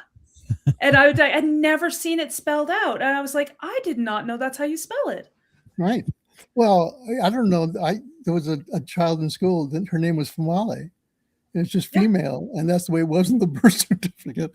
So they just called her Famale, and it's like, okay, well, I didn't think about that. I think I had a patient, had baby girl as a patient, and I'm like, no, I need to know your name. She's like, no, it's baby girl, and I'm like, okay. What's your name? No, that is my name. And she finally had to tell me, she says, it wasn't until I went to get my driver's license that I didn't know that wasn't a nickname. That was my real name. I'm like, what? What? So is it like first name, last name, or is it all one name? It was two words. I'm curious. Baby girl Smith or whatever it was. I know. I know there's some like, I don't know if it's Vietnamese names or Thai names. They do not translate well to English, and they sound very, you shouldn't be saying them in front of little kids. But you're trying to say them wrong because you're like, if I say it right, I'm going to get in trouble for swearing. That's how it's said. And I mean, it's just the way it's spelled, and it's just the way it doesn't mean the same thing in there and when they got the name, but absolutely, it is. It's funny. Names are funny. Yes, and you two as authors, especially, you get to toy with such things like that and creating characters. And honestly, what I do, I subscribe to Ancestry.com. Oh, So nice. when I have a new character coming up, I go into Ancestry and I look at people in my family tree and I Oh, pick that's so names cool. from there. So all the names in the book are names of relatives of mine. Okay. Well, a lot of my characters are not human, so I have to Oh, use then I that- use this website. Yeah. So I use this website called Fantasy Generator and fantasynamegenerator.com. Really? And I'll be like, I need an elf name. I need a centaur name, you know, and then it'll help me. And you can pick male or Right. female or last names or first names. Yeah. So Because you don't it's- want just Bob. You don't Yeah. want Bob the Centaur. You don't want that. Yeah. You can't imagine an So- elf named Bob, so he certainly wouldn't. I don't know. have I'd probably spell it funny, Yeah. That's right. like add a W or an H in there somewhere. Just put an extra letter in there, and then it says the same thing. Chris says his sister has a Chicago accent, and they find it amusing there. Lachey is Lachey is legendary in her household, and lemon jello, and then she put lemon jello. So I guess that's how it's pronounced. Is that lemon J-Lo? Oh, I lemon guess. Jello. See, Oh. I'm horrible with pronunciation. So I thought it was an acronym like J-Lo. could have been. Could have been. So with your storyline, you weave in the voodoo and the mystery of New Orleans and the Bourbon Street, kind of like the grit. I mean, does that make sense? It felt like you were there in the environment and you could like feel the hot air, the grit from the humidity, and you know, Bourbon Street's dirty, and so you kind of weaved it all together. Yeah, well, you try to do that, and that's right. Yeah, thank you. That's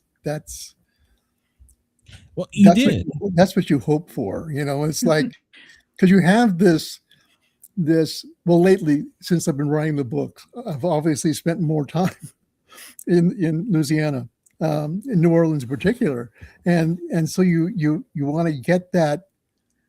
You want to get that feeling of what it's like there. You know, one of the things that I have never cared for, I've never felt really that New Orleans in particular, but Louisiana, I guess in general, whenever a film is being done about that or written about, it never feels authentic to me, or it doesn't feel right to me. And so I tried to do that. I don't know if I hit it or if I didn't do it, but that was kind of important to me, because it's such an interesting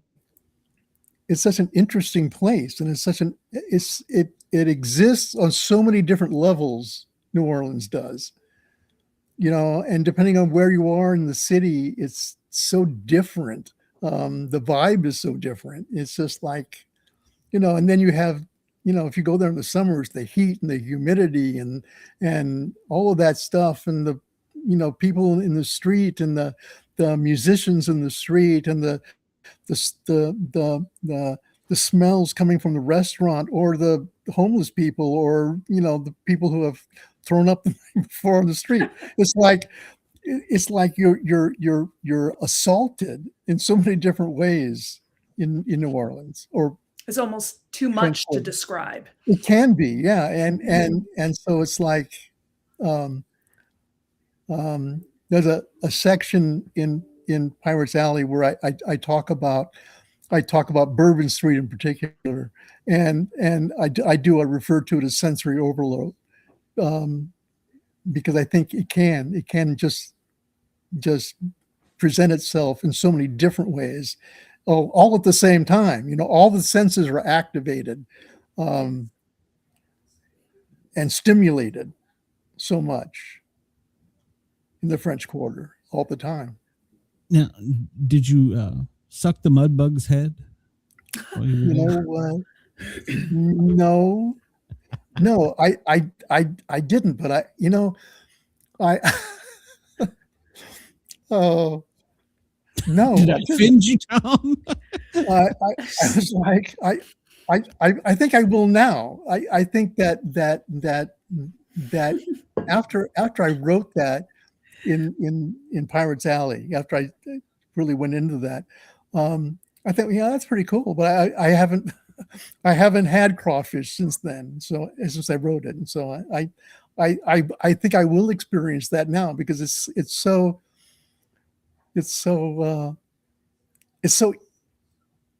interesting to me. I mean, I grew up with crawfish bisque, and when they talk about the heads, and they're not real heads.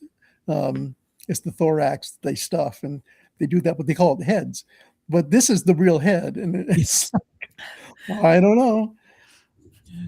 Jen, you look confused. It's a crawfish. You break it in half, you eat half, and then you suck the head. And that's right. You know what? My husband, I've seen just as unusual foods, and culture shock is a real thing in our household, because I married into a Chinese family. So my husband got a whole fish, head attached, not gutted, eyeballs are still there. And he starts cooking this thing up. And then afterwards, he's like, you just scrape it off the top. And I was like, started doing that. And I'm like, well, this fish is a girl. And he says, well, how do you know? I said, because we have caviar. That's right. Roe. Okay. Yes. When he ate the eyeball, I was like, I'm done. I'm not doing. No.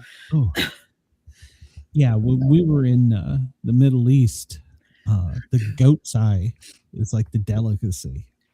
Oh, no. Although I have eaten chicken feet.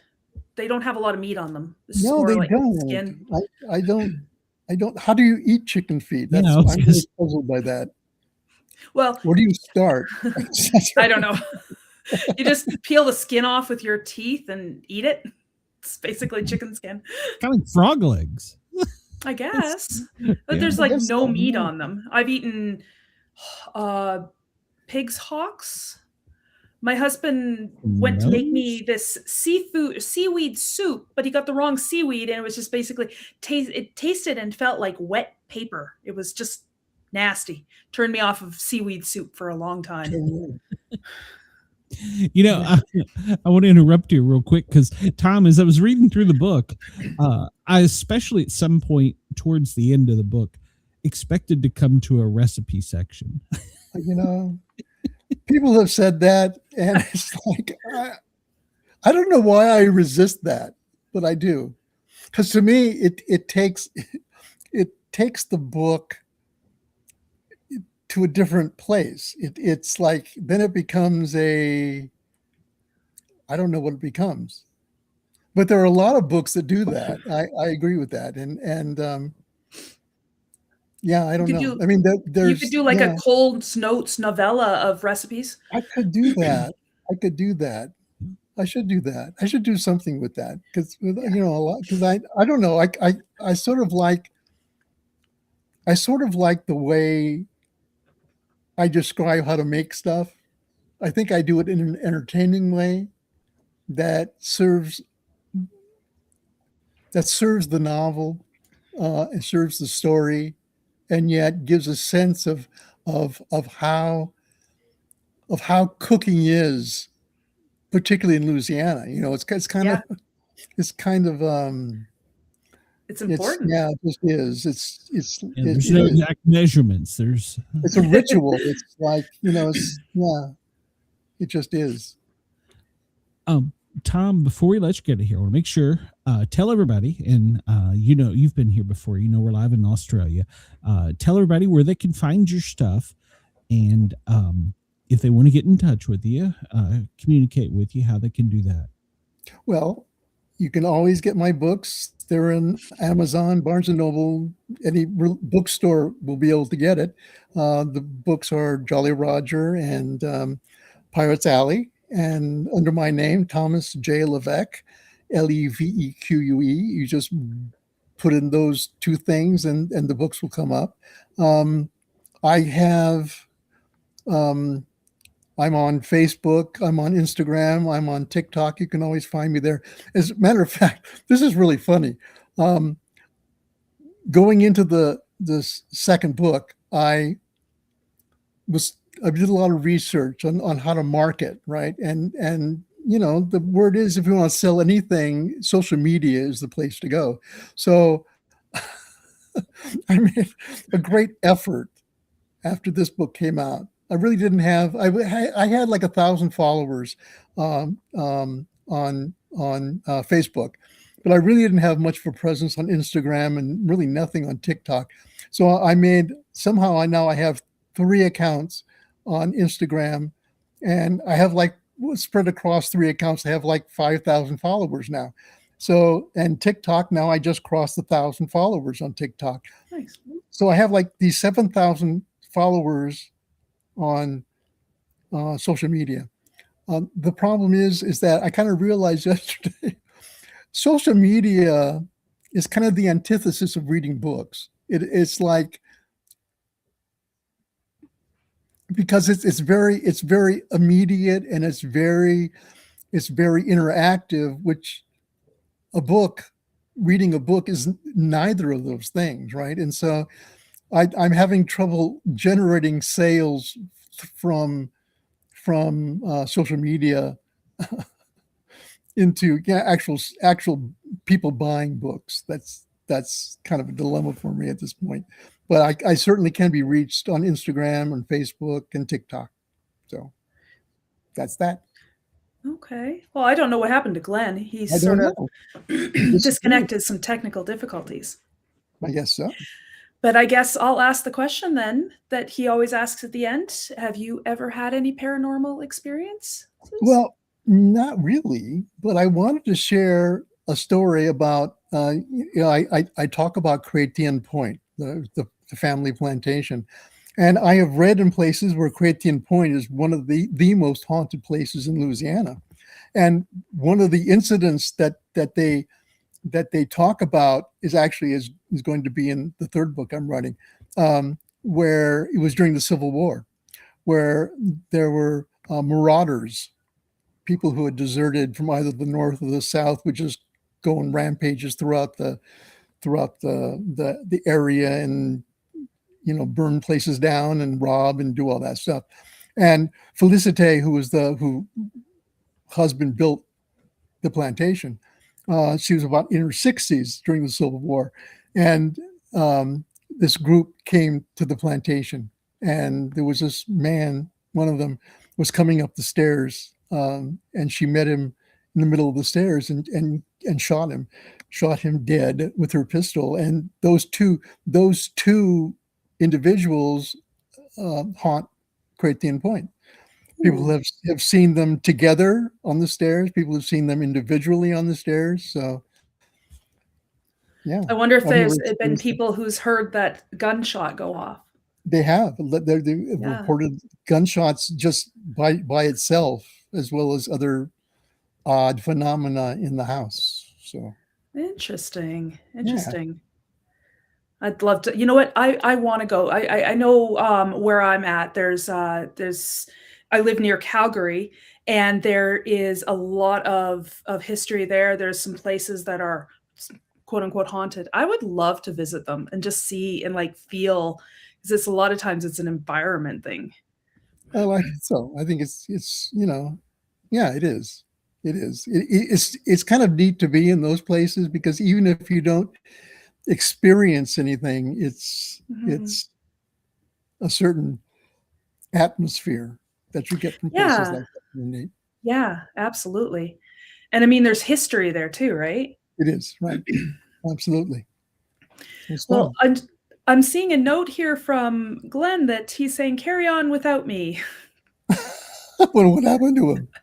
I think he had some technical difficulties, but yeah. Okay. I'm not sure. But thank you so much for coming on, Tom. It's my pleasure. Lovely to meet you. It was wonderful seeing you. Yeah. So have me back after the next book. Yes. And I'm going to see if I can follow you, because I mean, that's the secret, right? Follow you on Facebook and Instagram and TikTok and all over. Yes, absolutely. So I will see you there. Yeah, for sure. Absolutely. Well, thank you so much. Like I'm excited about your book, and I hear you're writing a 3rd. That's what you said, right? Did I? Okay, good. am. I'm going to check that out as well. Okay. Thank you. All right. Thanks. Okay. Talk See to you next time. Okay. Bye. Bye.